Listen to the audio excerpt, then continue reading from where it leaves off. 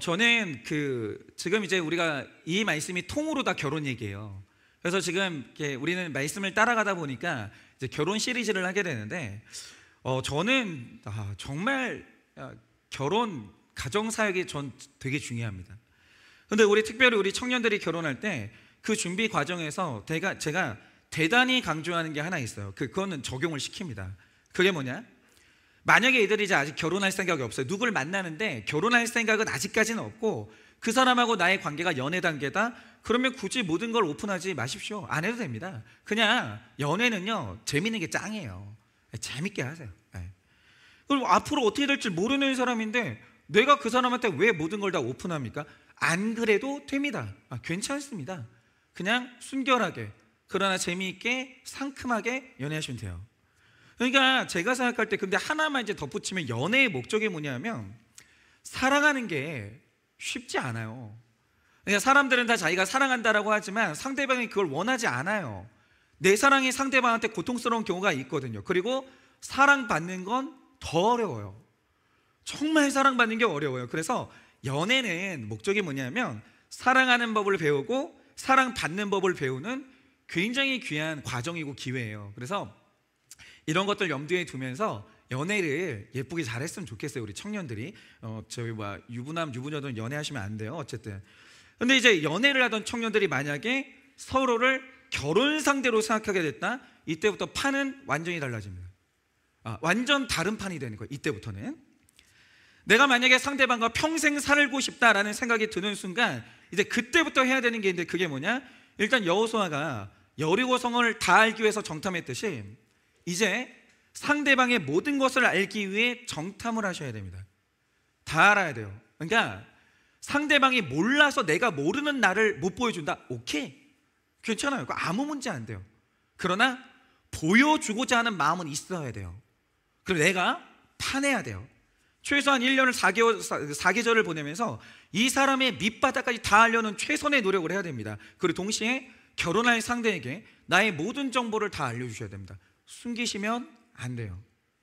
빚이 있다, 얼마가 있는지. 근데 제가 걱정되는 건 뭐냐, 왜 상대방이 알려주는 것뿐만 아니라 내가 알려고 노력해야 되냐면, 빚이 있는 사람은 절대로 그 빚을 다 말하지 않아요. 100% 축소시킵니다. 그래서 그 사람이 하는 말 플러스 내가 알아내려고 노력을 해야 되는 거예요.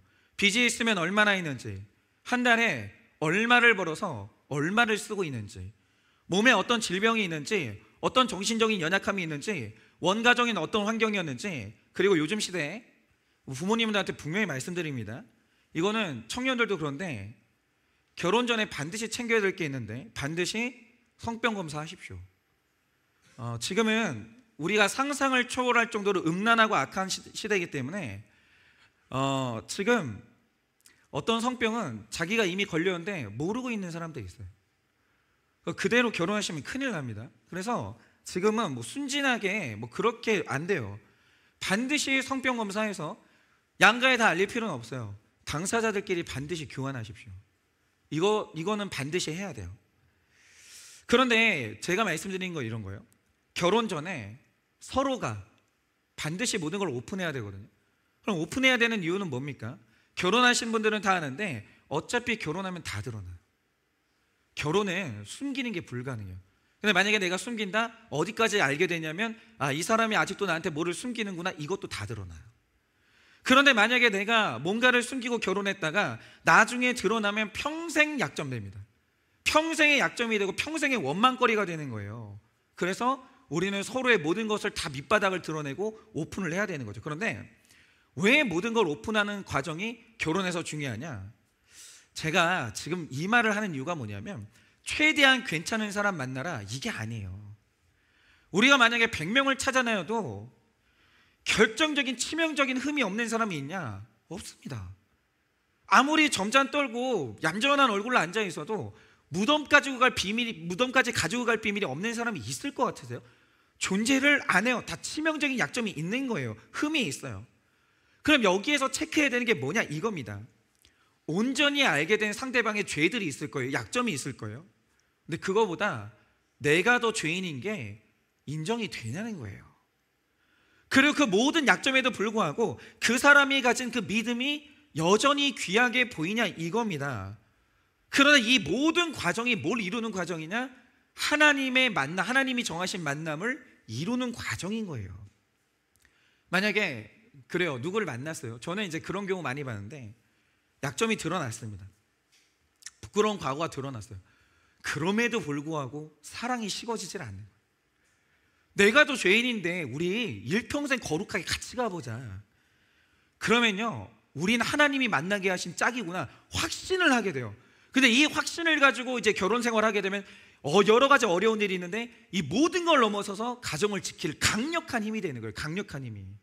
그래서 오늘은 우리의 모든 만남은 하나님이 정하신 만남이 되어야 되는데 어떻게 하면 그런 만남이 될 수 있는지 오늘 우리가 아브라함을 보면서 그것을 묵상을 좀 한번 해보려고 합니다. 그래서 자, 우리의 만남이, 우리의 자녀들의 만남이 하나님이 정하신 만남이 되려면 첫째로 모든 좋은 것으로 준비해야 합니다. 10절 11절입니다. 이에 종이 그 주인의 낙타 중 10匹을 끌고 떠났는데 곧 그의 주인의 모든 좋은 것을 가지고 떠나 메소포타미아로 가서 나홀의 성에 이르러 그 낙타를 성박 우물 곁에 꿀렸으니 저녁 때라 여인들이 물을 기르러 나올 때였더라 라고 합니다. 저는 그 성경 말씀 볼 때 진짜 깜짝 놀랄 정도로 성경은 실용적이에요. 그 진짜 보게 되는데, 자, 오늘 말씀에 아브라함의 종 엘리에셀이 영적 후사, 그러니까 이 아들은 영적 후사고요, 반드시 이 아내가, 이 사람이 만난 아내가 예수님을 낳을 예정이에요. 아무 여자나 안 돼요. 반드시 그 여자를 만나야 되는 거예요. 하나님이 예정하신 그 여자를 만나야 되는 거죠. 그래서 이 여자를 만나려고 헤브론에서 나홀의 성으로 출발하게 되는데, 이게 얼마나 중요한 문제인지를 알게 되는 게 뭐냐면 여기 거리가 얼마인 줄 아세요? 이게 헤브론에서 나홀 성까지의 직선 거리가 750km고요 실제 이동 거리가 1000km인 겁니다. 여기까지 가요. 그러니까 이걸 딱 보면 뭘 알 수 있냐면 아브라함이 지금 이 결혼 문제에 얼마나 목숨 거는지, 이게 실제로 얼마나 중요한 문제인지를 이걸 딱 보여주는 거예요. 여기까지 가도 돼요. 정말 하나님이 예정하신 그 사람을 만날 수 있다라고 하면 사막 걸으면 좀 어때요? 만남이 얼마나 중요한 건데, 만약에 여기를 가려면 45일을 걸어야 되는 거예요. 이 의미가 뭐냐? 신결혼은요, 뭐 어찌하면 구원되겠지? 안 되면 어떻게 하실 거예요? 사람 잘못 만나잖아요. 내 자식만 구원을 못 받는 게 아니에요. 나만 구원을 못 받는 게 아니에요. 손주도 구원 못 받고 내 자녀가 구원을 못 받아요. 그런 집 진짜 많습니다. 아브라함 이걸 본 거예요. 그런데 말씀을 보면 이 길을 가요. 그냥 가냐? 여기가 중요한데 그렇지 않아요. 그가 떠날 때 이제 뭘 가지고 떠나냐면 주인의 집에 모든 좋은 것을 다 가지고 떠나요.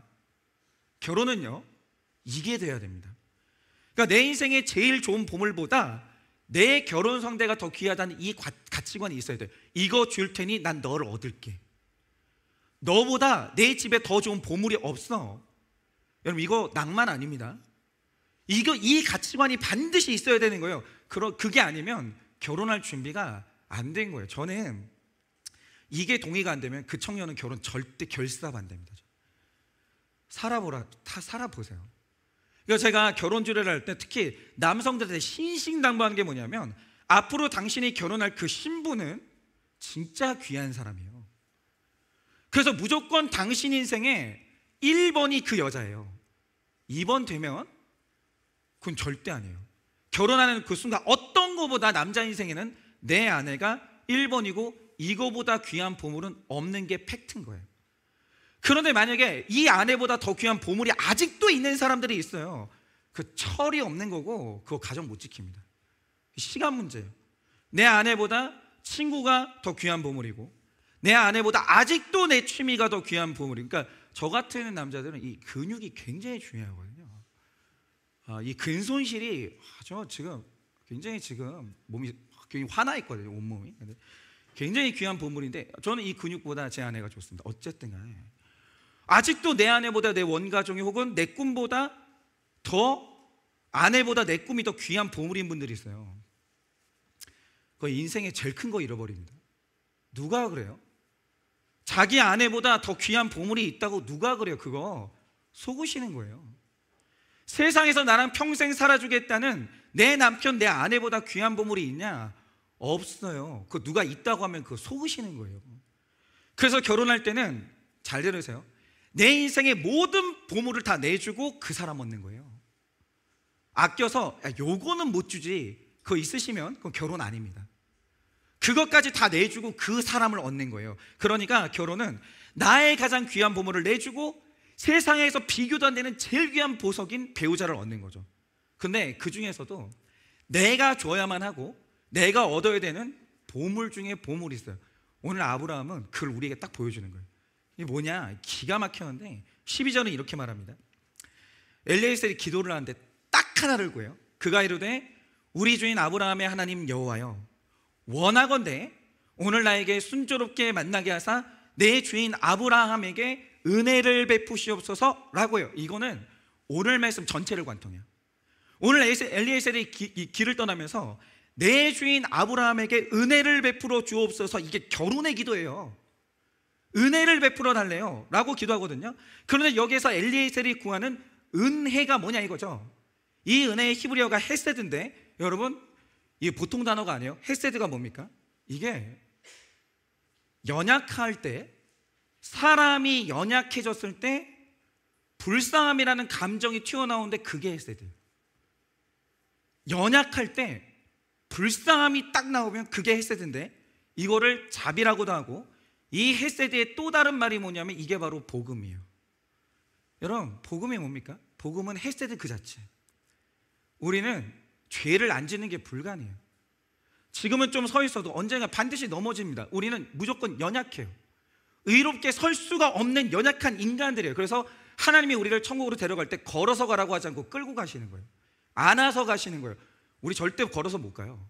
하나님이 안고 가시는 거예요. 그런데 하나님이 이상해요. 그 연약함에 대해서 멸시하고 분노하는 게 아니라 이상하게 하나님은 연약한 걸 불쌍히 여겨요. 그게 구원이에요. 하나님이 어떤 악에 대해서 분노하신다, 그게 사탄이거든요. 지옥 가요. 어떤 사람이 구원받아요? 죄를 지었는데 하나님이 불쌍히 여기는 순간 구원받아요. 여러분, 이 불쌍히 여기는 이 감정 있잖아요. 이게 얼마나 신비한 감정인지 아세요?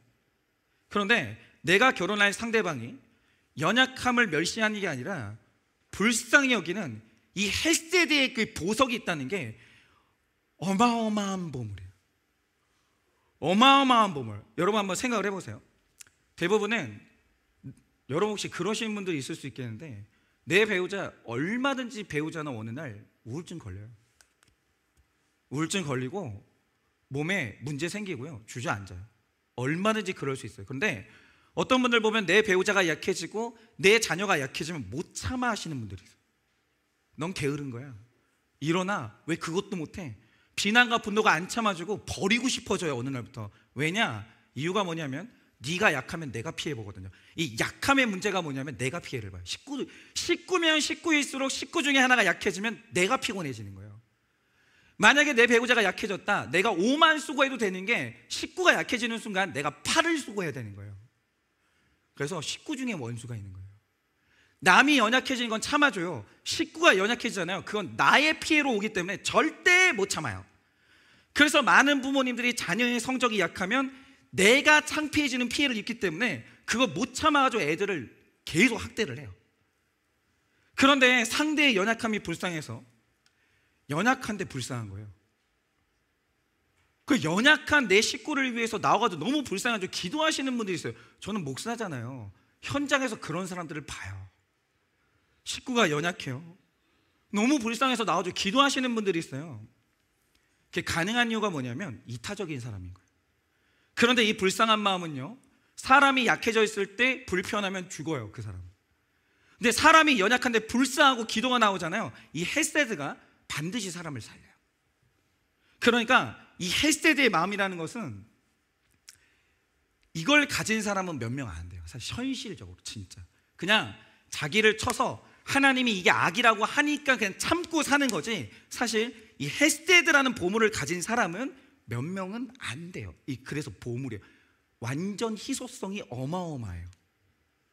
그래서 저는 제 딸을 기르면서 제 사명의 1순위가 뭐냐면 전 얘 결혼이에요. 아유 목사님, 아직 얘가 초등학교도 졸업 못해. 누가 그렇습니까? 이 아이의 결혼은 저의 마지막 사명이고 내 사명의 완성이기 때문에 저는 지금부터 제 딸의 결혼을 위해서 기도하거든요. 그런데 제가 기도하는 것 중에 하나가 뭐냐면, 제 딸은 자기가 먼저 자기 연약함을 봐야 돼요. 상대의 연약한 게 중요한 게 아니라니까요. 제 딸이 되게 연약해요, 얘가. 그럼 자기 연약함을 먼저 봐야 될 거 아니에요. 그리고 남의 약함을 불쌍히 여길 줄 아는 헤세드를 제 딸이 있어야 될 거 아니에요. 얘가 만나는 그 남자가 얼마나 귀한 남자인데 내 딸 가운데 그 남자를 불쌍히 여기는 헤세드도 없는데 내가 누구한테 얘를 보내냐고요. 내 딸이 먼저 그게 있어야 될 거 아니에요. 내 딸 안 귀해요. 내 딸 귀하지만 그 남자는 더 귀해요.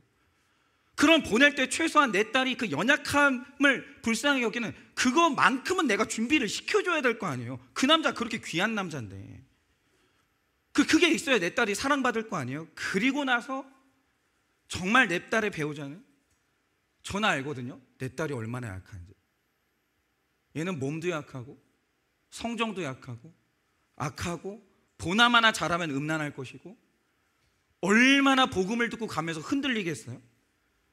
그런데 만약에 그 남자가 이렇게 연약한 내 딸을 넘어질 때마다 불쌍히 여겨준다면 전 복음이죠. 그게 평생 그 남자한테 고마울 것 같아요. 고맙다.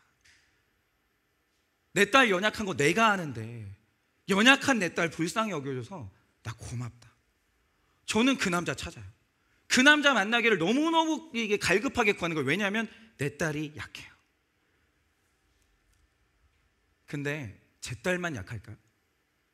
제 딸이 만나는 남자는 강한 남자일까요? 아니요. 누굴 찾아보세요. 제 딸이 10,000명 만나잖아요. 좋은 사람 찾아낸다고 강한 남자 없어요. 다 약해요. 제 딸 제가 제일 잘 알아요. 얘 너무 약해요. 다 약해요.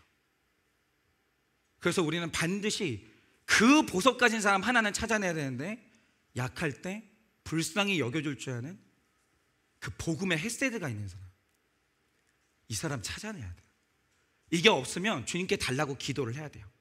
그러니 다들 신가정을 이루기 위해 이 헤세드라는 보물을 내가 먼저 준비하고 바로 그 사람을 찾아 나서는 우리가 되기를 바라봅니다. 적용 질문 드립니다. 결혼 상대자가 어떤 보물보다 1번입니까? 결혼 상대자가 어떤 보물보다 1번입니까? 결혼했어도 포기 못하는 보물은 무엇입니까? 결혼해도 포기 못하는 보물은 무엇입니까? 약함이 불쌍합니까? 무시됩니까? 약함이 불쌍합니까? 무시됩니까? 내 약함을 하나님이 불쌍히 여기셨다는 복음이 있으십니까? 내 약함을 하나님이 불쌍히 여기셨다는 복음이 있으십니까? 이제 둘째로, 이제 전제가 있었으면 이제 우리는 이제 적용으로 들어가는데, 헬세드가 있는지 없는지 어떻게 하실 거예요? 그냥 뭐 길 가던 강아지 보면서 그 불쌍해라, 그 헬세드예요? 아니고요. 헬세드가 있는지 없는지를 보려면 구체적인 테스트로 들어가야 됩니다. 13절 14절입니다. 성중 사람의 딸들이 물 기르러 나오겠사오니 내가 우물 곁에 서 있다가 한 소녀에게 이르기를 청하건대 너는 물동이를 기울여 나로 마시게 하라 하리니 그의 대답이 마시라 내가 당신의 낙타에게도 마시게 하리라 하면 그는 주께서 주의 종 이삭을 위하여 정하신 자라 이로 말미암아 주께서 내 주인에게 은혜 베푸심을 내가 알겠나이다 라고 해요. 지금 이 말씀은 엘리에셀의 지혜의 정점이에요. 자, 이런 거죠. 여러분, 지금 내가 만나는 연애 상대가, 그리고 내가 결혼한 바로 그 사람이 정말 내가 1번이에요? 지금 그 사람 안에 내 연약함을 불쌍히 여기는 헬세드의 복음이라는 이 귀한 보물이 있어요? 확인하셨습니까? 이거는요 말이 필요 없어요. 말이 아니고 일단 테스트를 해봐야 되는 거예요. 일단 이런 거죠. 일단 모든 우리 싱글들 있잖아요. 뭐 결혼하신 분들은 그냥 사세요. 뭐 방법이 없고 일단 만약에 이제 결혼하려고 한다. 그럼 우리 자녀가 그렇다, 내가 그렇다 그러면 반드시 결혼하려는 배우자감의 집에 가세요. 그럼 그 집에 이 사람이 인생에서 가장 편안하게 생각하는 사람들이 있는 거예요. 인생에 제일 편한 사람들한테 어떻게 하는지 봐야 돼요. 왜냐? 내가 결혼해서 그 사람 가족이 되면 내가 편해질 텐데, 내가 편해지면 그때 본성 나옵니다. 그 사람이 자기 원가정 사람들한테 하는 그게 장차 나한테 할 그 태도예요. 그 행동이고. 그리고 정말 늘 강조하는 게 뭐냐면, 봄, 여름, 가을, 겨울 4계절은 무조건 지나봐야 돼요. 왜냐? 봄, 가을에 조증 혹은 숨겨졌던 우울증이 올라옵니다. 다 경험해야 돼요. 제가 지금 조증 잠깐 올라왔다가 진짜 지금 누르고 있는데, 저는 조증이 올라오면 소비 욕구가 폭발을 하기 시작해요. 그래서 제 아내가 막 실시간 감시 중이거든요. 막 조증, 우울증 올라오죠. 여름에 미친 듯이 짜증내는 사람이 있어요. 어마어마하게 짜증을 내는 거예요. 겨울에 너무너무 이기적이 되기 때문에 이거는 다 테스트를 해봐야 되는 거예요. 근데 그 연애 기간에 1년 동안 경험하는 건, 이제 내가 이제 이 사람의 우울증이나 조증, 뭐 이기심, 짜증 이거 경험했잖아요. 그게 10분의 1만 경험했다고 보시면 돼요. 이게 유부남 유부녀들은 알아요. 결혼하면 딱 몇 배를 경험하게 돼요. 알고나 하시라는 거죠. 이걸 우리가 다 테스트를 해야 돼요. 이런 의미에서 오늘 엘리에셀은 테스트로 들어가요. 그런데 얼마나 이 사람이 지혜롭게 테스트를 하며 왜 그가 헤세드라는 보물을 구했는지 우리가 한번 보자 이거죠. 자, 여러분이 오늘 말씀을 보시면 드디어 엘리에셀이 45일을 걸어서 나홀의 성에 도착을 합니다. 여기서 우리가 눈여겨봐야 될 게 하나 있어요. 그게 뭐냐? 엘리에셀이 사막을 출발할 때 고민을 하다가 낙타 10마리를 데리고 출발해요. 그런데 사막을 횡단하면서 낙타 10마리를 데리고 간다는 게 말이 안 되는 거예요. 왜냐? 얘네들이 이제 45일 동안 먹고 마셔야 되는데, 여러분 사막에 휴게소 없습니다. 아니 먹이고 마셔야 되는데 그걸 어디서 구하냐고요. 그래서 원래 사막을 횡단할 때는요, 한 마리에서 2마리만 데리고 가는 거예요. 그런데 엘리에셀이 비상식적인 일을 하는데 갑자기 45일짜리 여행을 하면서 낙타 10마리를 데리고 가요. 이게 대단히 이상한 행동인데 오늘에서야 그 행동의 이유가 밝혀지는 거죠. 왜냐? 엘리에셀이 나홀의 성에 도착을 했습니다. 제일 먼저 낙타 10마리를 끌고 우물로 가요. 제일 먼저. 그러면 우리가 생각할 수 있죠. 아, 마시게 하려나 보다. 근데 이상한 게 뭐냐? 14절을 보면 못 마시게 해요.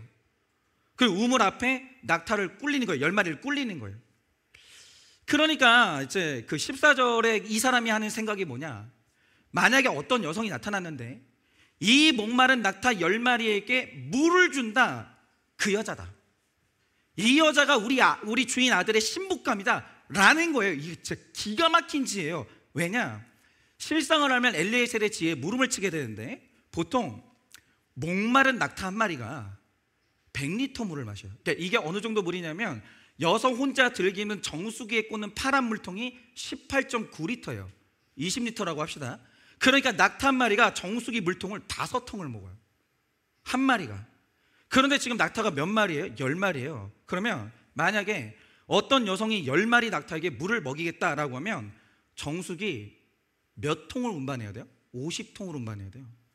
심지어 여러분이 오늘 말씀을 보시면 이 여성이 우물에서 올라왔다, 이 표현이 있어요. 이 말 뜻이 뭐냐?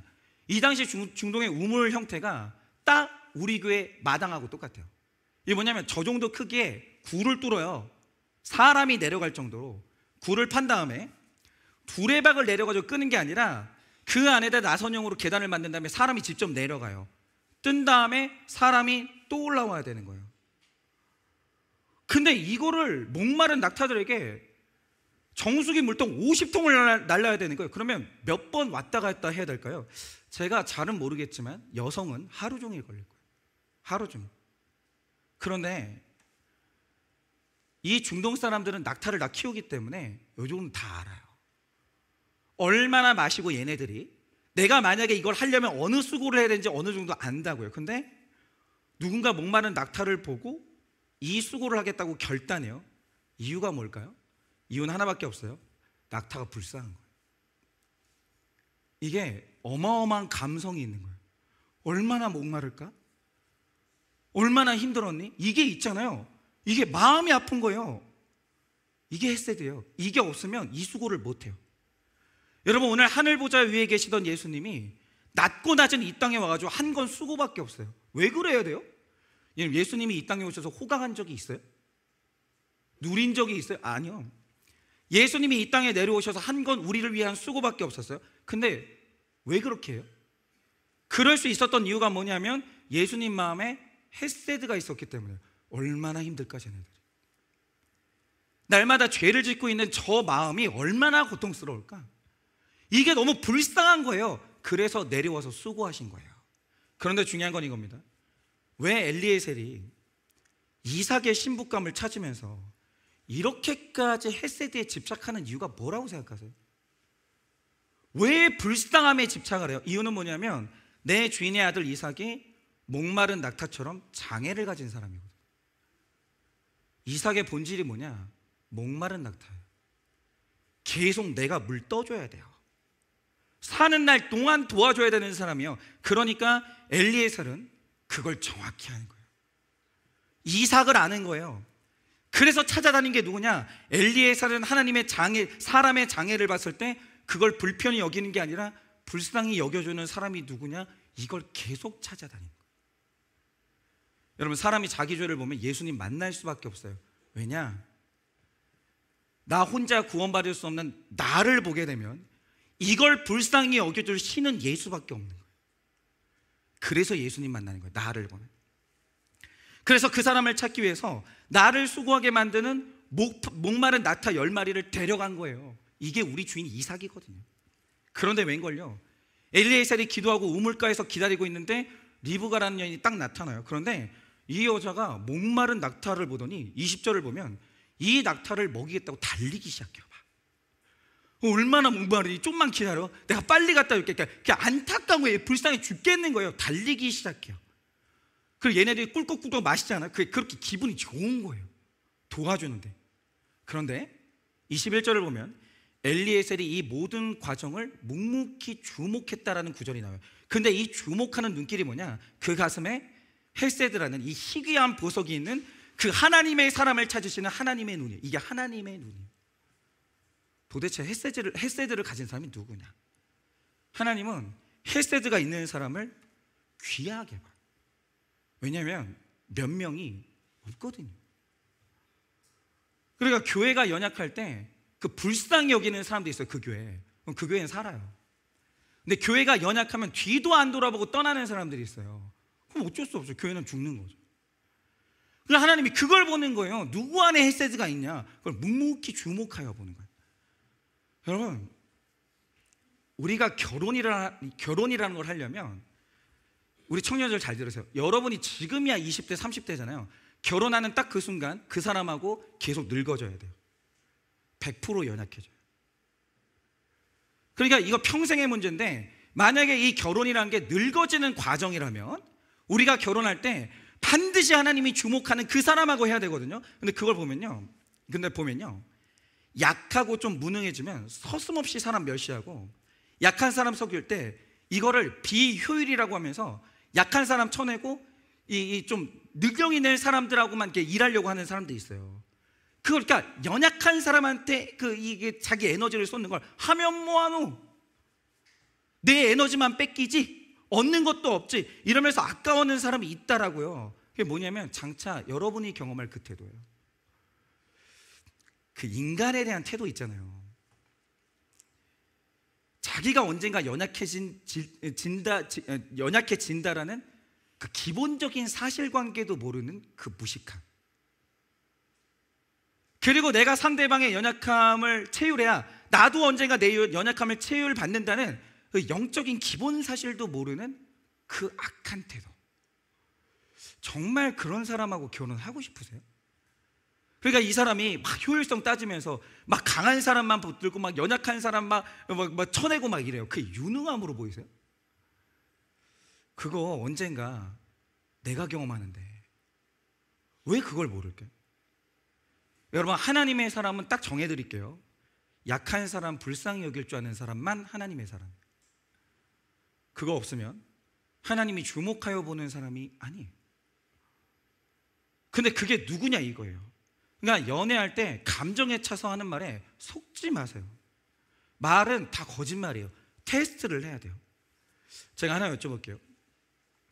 직장 동료한테 어떻게 해요? 집에 와가지고 일 못하는 사람 있잖아요. 계속 욕하는 사람 있어요. 얘는 머리가 바보고, 얘는 지능이 낮고, 얘는 일 못하고, 계속 멸시하는 거에 약한 사람. 그 언젠가 내가 들을 말이라고 생각 안 하세요? 그러니까 약한 인간에 대한 태도가 쓸모없는 도구를 대하는 것처럼 이렇게 잔인한 사람이 있어요. 그거 도망가셔야 돼요.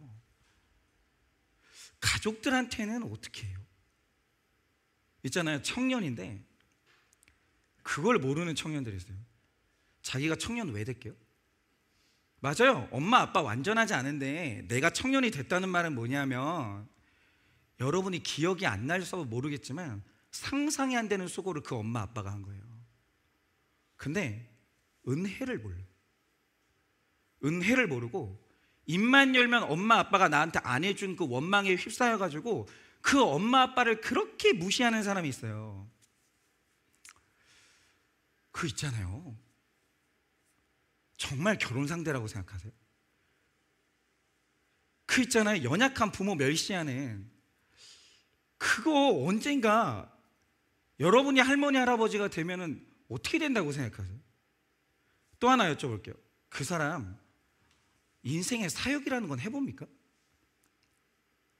좀 있잖아요, 대가 안 받아보고 내가 머물고 있는 이 공동체를 위해서 한 번쯤은 내가 희생도 해보고 시간도 내보고 열심히 땀 흘려 일해보는, 그 있잖아요, 대가 없이 한번 헌신해보는, 요거 그 남자 그 여자 있어요? 근데 있잖아요, 맺고 끊는 거 딱 정확해가지고 나는 돈 안 주면 안 해. 내가 왜 해야 돼? 있잖아요, 이게 사람 귀한 줄도 모르고 한 번 헌신도 없는 사람이 있어요. 여러분, 진짜 생각 진지하게 해보세요. 살면서 사역 한 번을 안 해본 사람이 있어요. 이타적으로 살아본 적이 없는 사람이 있어요. 좋은 남자일까요? 좋은 여자일까요? 제가 지금 교회 사역 시키려고 여러분들 지금 이제 분위기 조성해가지고 속이고 있는 것 같아요. 한번 진지하게 생각을 해보세요. 약한 자를 어떻게 대하는지, 대가를 줄 수 없는 대상에 대해서 어떤 이 방식으로 취하는지 그거 주목해서 보시고 반드시 테스트하세요. 여러분, 하나하나 시간을 돈으로 따지고 내가 쓰는 거 아까워하는 그 사람하고 결혼하잖아요. 그 여러분이 반드시 경험해요. 얼마나 참담한 줄 아세요? 테스트 하셔야 됩니다. 그리고 리브가 만나셔야 돼요.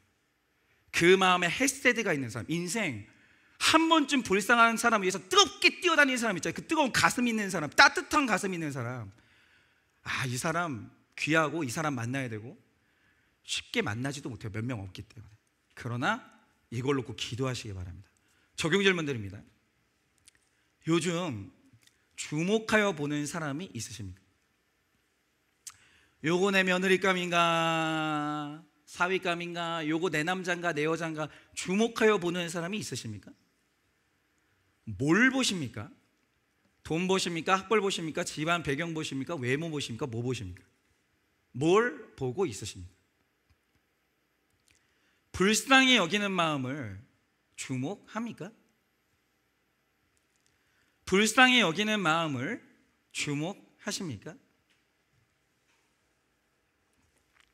테스트하는 구체적인 적용은 무엇입니까? 테스트를 하는 구체적인 적용은 무엇입니까? 근데 진짜 정이 모르겠다, 확신이 안 든다. 만약에 이제 우리 교회 청년이거나 아니거나 진짜 모르겠으면 저한테 딱 3번만 데려오세요. 제가 알려드릴게요. 3번만 데리고, 3번만 다 테스트하는 법 있지 내가. 딱 3번만 데리고 오세요. 그럼 제가 적나라하게 알려드릴게요. 자, 셋째로, 합당한 기도를 하면 신속히 응답받습니다. 15절 16절입니다. 말을 마치기도 전에 리브가가 물동이를 어깨에 메고 나오니 그는 아브라함의 동생 나홀의 아내 밀가의 아들 부두엘의 소생이라. 그 소녀는 보기에 심히 아리답고 지금까지 남자가 가까이 하지 아니한 처녀더라. 그가 우물로 내려가서 물을 그 물동이에 채워가지고 올라오는지라. 요 구절을 보면은 우물이 사람이 직접 내려갔다 올라오는 걸 알 수 있죠. 자, 오늘 말씀에 엘리에셀이 이삭의 아내를 구하면서 아내감을 놓고 기도를 해요. 그런데 그가 구하는 게 뭡니까? 이삭의 연약함을 불쌍히 여겨주는 헬세대의 마음을 푼 그 여인. 그 외에 아무것도 구하지 않았어요. 아무것도 구하지 않아요. 하나만 구해요.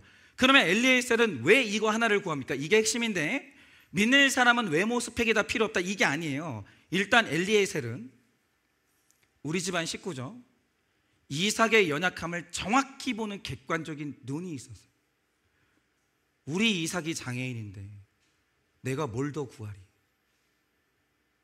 이 연약함을 불쌍히 여겨주는 그거 하나만 있으면 주님 감사합니다. 이게 정확한 거예요. 내 식구를 객관적으로 보는 거예요. 이 연약한 이삭을 위해서 도대체 무엇이 필요한가? 이걸 정확히 봤다는 거죠. 그러니까 내 연약함을 먼저 보고 이 구원을 위한 배우자를 구하니까 하나님께서 신속하게 응답을 하셨는데, 하나님은요 기뻐하면 그냥 안 둬요. 놀랍게도 주님 무슨 얼굴입니까? 우리 이삭이 이렇게 연약한데 불쌍한 마음을 가진 여인을 주세요 라고 했는데 세상에 아름다운 여자가 나타난 거예요. 그래서 근데 이런 여자가 요즘엔 없을 것 같은데 아름다운데 순결한 거예요. 그런데 또 이렇게 하면은 또 그냥 이걸 기도의 원리 뭐 이래가지고 기복적으로 있잖아요. 주님 불쌍히 여기는 마음을 주세요. 이러면 하나님이 외모도 주고 순결도 주겠지? 그 하나님 안 속으시고요. 이게 핵심이 아니라 엘리에셀이 하나님이 원하시는 그 기도를 했다는 거예요. 그게 뭐냐? 내 죄를 보고 내 연약함을 보고 내 구원에 필요한 여자가 누군지, 이게 제일 귀했던 거예요. 나는 그 사람을 존중할 수밖에 없는 거죠. 이런 연약한 나한테 왔는데 그걸 보신 거예요. 그러자 기도를 마치기도 전에 리브가가 나타났어요. 그런데 우리 한번 보자고요. 지금 몇 년째 우리 자녀의 배우자를 위해서 기도하시는 분들이 있을 거예요. 그리고 지금 내 배우자를 위해서 기도하는 청년들이 있을 거예요. 근데 안 나타나요. 나는 분명히 기도하는데 안 나타나요. 이유가 뭘까요? 왜 안 나타나게요? 이유가 뭐냐면 이런 거예요. 일단 자기 주제를 파악을 하셔야죠. 아니 그러니까 이런 거예요. 내가 교만해 있잖아요. 예수님이 나타나도 결혼 못 한다니까요. 그 사람은 눈에 안 차는데 어떨까? 하나님은 분명히 만나게 해줘요. 야, 네 주제에 이 남자 이 여자가 딱이야. 네 딸, 네 아들한테는 이 남자 이 여자가 최고야. 근데 있잖아요, 내가 교만해가지고 아닌데요, 하나님 어디다 대고 이런 여자 이런 남자를 갖다 대요. 이러니까 안 보이시는 거예요. 현실적이지도 않고 자기 죄를 볼 줄도 모르고 결정적으로 하나님이 기뻐하지 않는 정욕적인 기도만 하니까 눈앞에 이삭처럼 좋은 남자가 나타나도 차버리고 리브가가 나타나도 차버리는 거예요. 주님 저는 나대는 여자 싫어. 왜 저렇게 저는 뛰어다녀요? 어쩌라는 거예요 도대체? 까칠해가지고 누굴 만나요? 누굴 못 만나는 거죠. 그러니까 이런 거예요. 우리 남성 동지 여러분, 진짜 여러분, 진짜 이 남자들 같은 경우에 20대는 아예 조건이 없어요. 무조건 예뻐야 돼요. 그래서 제가 하나 여쭤볼게요. 20대 여러분 뭐 벌어놓은 거 있어요? 가진 거 아무것도 없는 주제에 예쁜 여자는 그렇게 찾아요. 근데 문제는 그 예쁜 여자를 당신들보다 더 스펙이 좋고 이룬 게 많은 그 더 좋은 남자들이 찾거든요. 근데 주제 파악도 못하고 가진 것도 없는 주제에 나는 젊고 잘생겨서 잘생기지도 않았어요. 그렇게 예쁜 여자를 찾아요. 연애는 할 수 있겠지, 당장 외로우면 그 여자가. 근데 결혼할 때는 늘 당신들보다 좋은 남자 찾아서 떠난다? 그러니까 정신 차려야 돼요. 30대 되잖아요. 그래도 또 예쁜 여자 찾아요. 40대 되잖아요. 좀 나아져요. 좀 나아지는 게 아니라 좀 달라집니다, 조건이. 예쁜 여자는 여전히 찾는데 거기에 더해서 어린 여자도 찾아요. 정말 답이 없어. 정말. 자기는 막 통장에 이만큼 쌓아놨다는 거예요. 죄송한데 예쁘고 어린 여자는 안 돼요. 완전 정욕에 가득 차가지고 그걸 구하고 있으니 어떻게 만나냐고요. 안 나타나죠. 죽는 날까지. 여성들도 마찬가지입니다. 특히 제의들 잘 들으세요. 그놈의 기도 목록 50가지 100가지를 쓰는데 내용을 보면 어이가 없어요.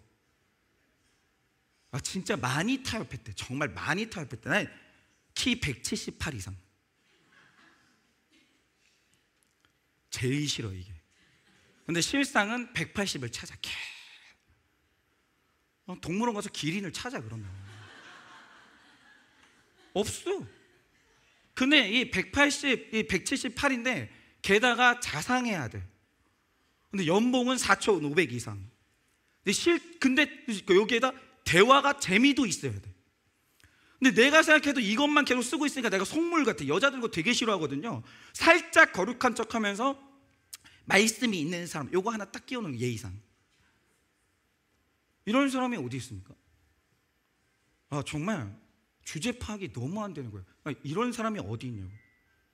중요한 게 뭔지도 모르고 세상에 없는 사람을 놓고 기도하니까 이런 사람이 안 나타나요. 안 나타나요. 그리고 이미 결혼을 했는데 우리 집에 있는 남자, 우리 집에 있는 여자가 그 여자가 아닌 거예요. 근데 여러분 근본적으로 우리가 한번 생각을 해보자 이거죠. 왜 우리는 믿음이 아니라 자꾸 육적인 것, 세상적인 것을 그렇게 구할까요? 왜 그리고 나는 이미 결혼했는데도 불구하고 여전히 그 남자, 그 여자한테 만족이 안 되는 이유가 뭐예요? 이유가 뭐냐면 내가 안 채워져서 그런 거예요. 나의 세상 열등감이 해결이 안 됐어요. 계속 고학력을 원해. 결혼하면 그러니까 결혼 생활에 고학력이 무슨 필요가 있는데? 계속 내 열등감이 해결이 안 되니까 내 열등감 해결해줄 남자를 원해. 내가 키에 대한 열등감이 있으니까 키 큰 남자, 키 큰 여자를 원해. 그거 어쩌자는 거예요? 그럼 해결돼요? 내 키가 좀 2cm 자라나? 안 돼요. 내 욕심이 해결이 안 되고 내 상처가 해결되지 않으니 밤낮 정욕적인 기도에서 벗어나지를 못하는 거예요. 여러분 그게 정상적인 기도가 아니라 내가 안 채워져서 그런 거예요. 그래서 가장 먼저 해야 될 기도가 뭔지 아십니까? 상대방의 조건이 아니라 텅 비어있는 내 안에 하나님의 은혜가 충만히 채워지는 내가 충만해져야 되는 거예요. 열등감이 없어야 돼요. 욕심이 해결이 되셔야 돼요. 이제 끝도 없이 교만한 내 교만이 해결이 돼야 돼요. 그러면 드디어 사람이 보인다니까요. 근데 안 보이는 이유가 뭐냐고요? 하나님이 내 곁에 보석을 주셨어요. 나랑 살아주겠다는 기적적인 사람이 나타났어요. 문제는 뭐냐? 주님 이건 제가 원한 보석이 아니에요. 저는 훨씬 더 반짝거려야 돼요. 이건 아니잖아요. 모양이 이게 뭐예요? 저는 육각형을 원해요. 오각형이 뭐예요? 그러면서 내 옆에 있는 사람도 만족이 안 되는 거예요. 내가 해결이 안 되면. 여러분 제가 하나 여쭤볼게요. 예수님이 우리 신랑이거든요. 예수님은 마음에 드세요? 하나님하고 관계 좋으세요? 하나님, 제가 하나님 너무 사랑하고요. 하나님, 저는 하나님께 불만이 없고요. 만족하고요. 하나님, 늘 하나님께 감사밖에 없어요. 그러세요? 하나님 전능하시잖아요. 하나님 완벽하시잖아요. 그래서 신랑 예수, 신랑 하나님은 만족하시냐고요. 재밌는 게 뭔지 아세요? 하나님이 우리 신랑 됐거든요. 지금 하나님한테도 불만인 분들 되게 많아요. 하나님 이게 뭐예요? 내가 기도를 얼마나 했는데 아직까지 왜 응답이 없어요? 하나님 왜 이렇게 느리게 행동하세요? 그런 사람이 있잖아요. 답이 없어요. 답이 없어요. 내가 내 욕심 밑바닥이 뚫려 있는데 뭘로 채우냐고요? 내가 해결이 안 됐는데. 여러분 그러나 내가 채워줘야 돼요. 내가 성화돼야 돼요.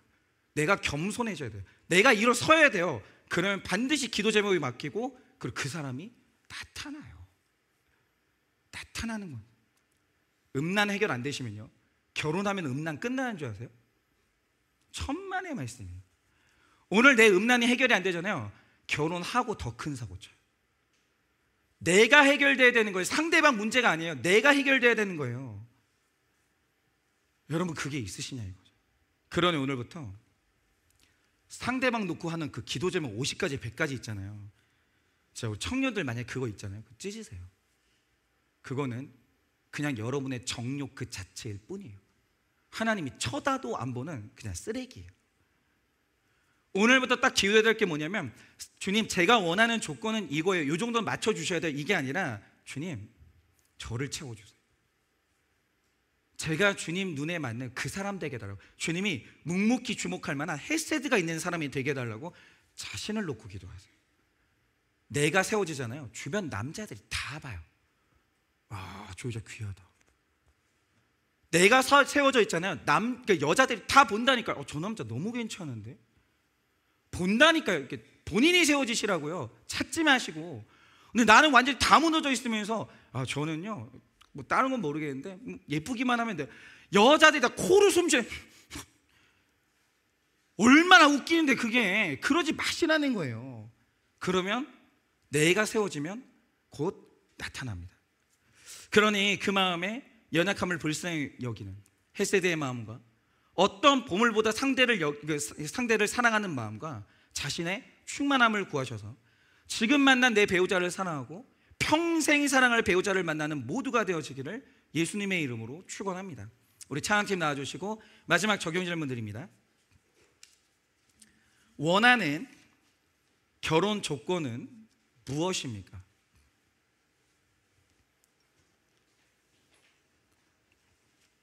원하는 결혼 조건은 무엇입니까? 없어도 되는 것과 반드시 있어야 하는 것은 무엇입니까? 근데 오늘 이제 청년들 특별히 이제 예배 끝나고 이제 나눔을 할 때 우리 교회는 생명이 솔직함이잖아요. 진짜 포장하지 말고 적나라하게 얘기하세요. 저는 돈 없으면 못 살아요. 막 이런 거 있잖아요. 없어도 되는 것과 반드시 있어야 되는 것은 무엇입니까? 나는 충만합니까? 텅 비어 있습니까? 나는 충만합니까? 텅 비어 있습니까? 여러분, 이 시간에 우리 다 같이 찬양하려고 하는데요. 여러분, 우리 이미 결혼하신 기혼자